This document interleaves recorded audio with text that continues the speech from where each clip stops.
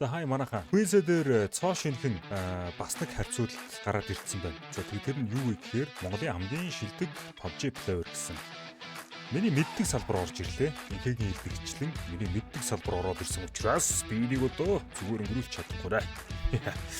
За тэгээ бүгдээ хамтдаа Best PUBG player-ыг шалгаруулцгаая. За хамгийн эндхтэй айгүй богинохон болох юм байна. Цэдэлт хийх гэж байгаа бол төвшөн гэсэн промо кодыг ашиглаад 20% бонус, 50 центийн урамшуулал, мөн төвшөн гэж giveaway хэсгээс хайгаад надаас зарлагдж байгаа гифтүүдэд оролцох бүрэн боломжтой байна. Цэдэлт хийхдээ манайхан промо кодыг ашиглаж эдгээр бонусуудыг заавал авахаа мартуузаа. Мөн бичлэгэн дээрээ лайктаарч subscribe хийхээ мартуузаа. Ер нь бол 16 тамирчин 16 удаагийн сонголтоор шалгарч байгаа юм байна манайхан.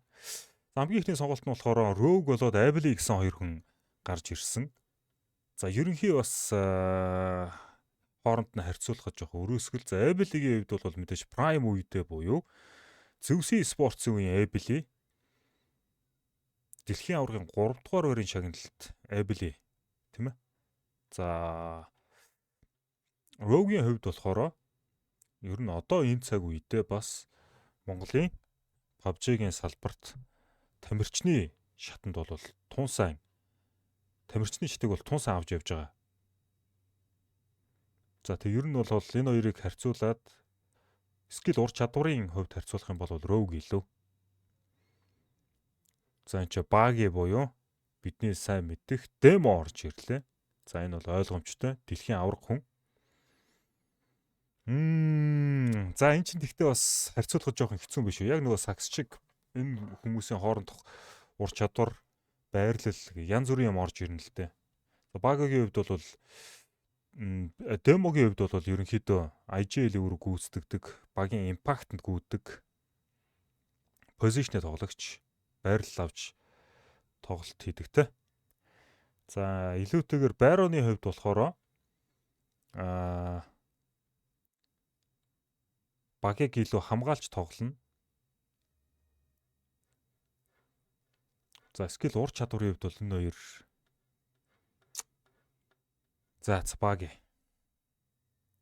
Яа, за Godless гарч ирсэн. Sorry.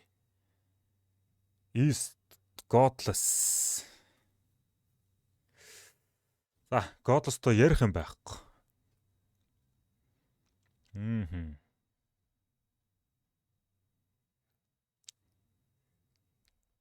Apex Godless.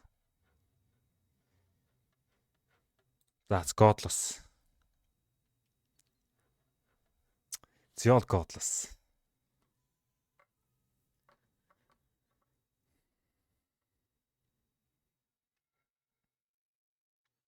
Яг фронтод явдаг төвчнийх нь хооронд харьцуулах юм бол Godless илүү.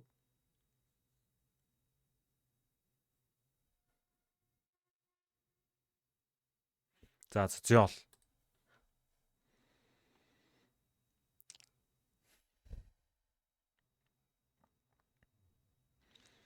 За амжилтаар нь ярих юм бол угаасаа Zeol-ыг сонгохоос өөр арга байхгүй. Мөн л ялгаа байхгүй. Энэ хоёр тамирчны ролын зөрүү нэлээд гарч ирнэ. Тэгээд авсан MVP шагналуудын талаар ярих юм бол мэдээж топын хувьд бол илүү.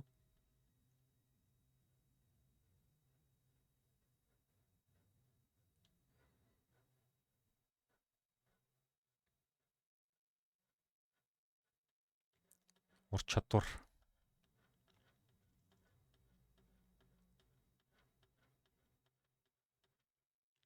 За ер нь тэгэл дүвэл дундын зай, холын зайд байлдах чадвар. Холын зайд байлдах чадвараараа топ бос жоохон сулах. Тэгэхээр ер нь бол Zeol баха. Krita гэж. За Zeol. Mario, Super Mario versus Zeol гинэ. За Zeol. Alex Zeol. За Zeol. Refuse Zeol. Duck.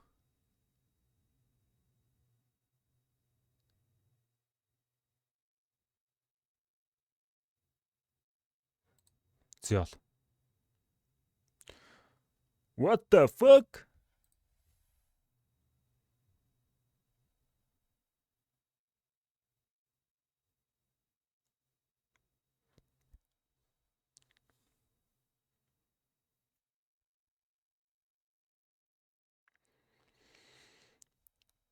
маш хэцүү сонголт байна.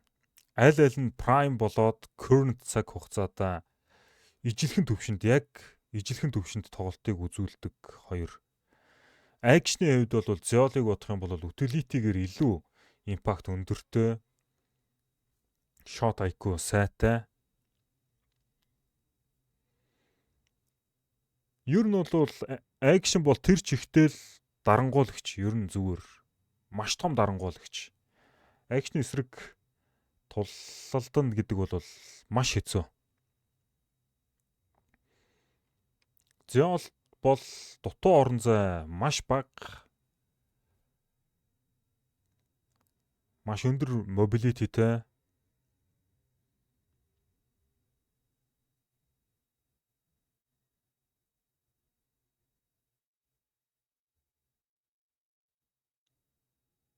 За акшн бол PUBG Mobile-аас зодог тайлцсан. Гэтэ одоо буцаж ирэх гэдэг шиг үлээ шүү. Зеолын хувьд бол одоо хүртэл PUBG Mobile e-sport-то байгаа. Alpha Gaming гэд багт байгаа.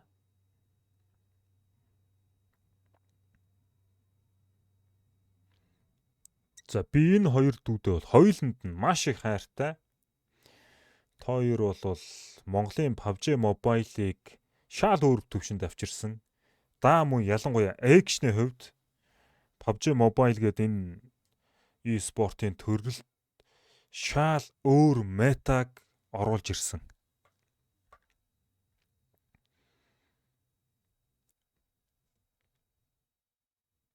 Legend action.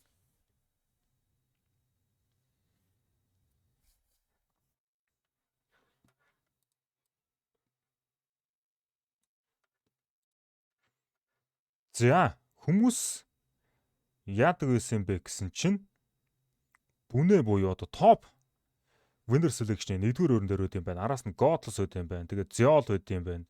Энэ нь одоо хий юм болоо. Би энийг юусэн мэдэхгүй байгаа юм. Хий юм бол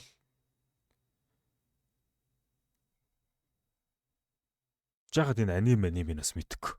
За тэгээд Dök үт юм байна. Apple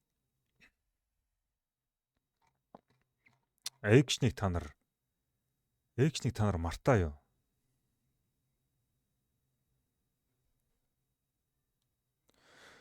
NBA-ээр ярих юм бол шүү дээ. Энэ хүн чинь Аалан Айверсон. За юу. Бүхэл бүтэн нэг шин эрнийг бий болгож чадсан хүн шүү дээ. Акшн бол маш сонирхолтой. За тэгээд бичлэг таалагдсан бол мэдээж like and subscribe. Та бүхэндээ маш их баярлалаа.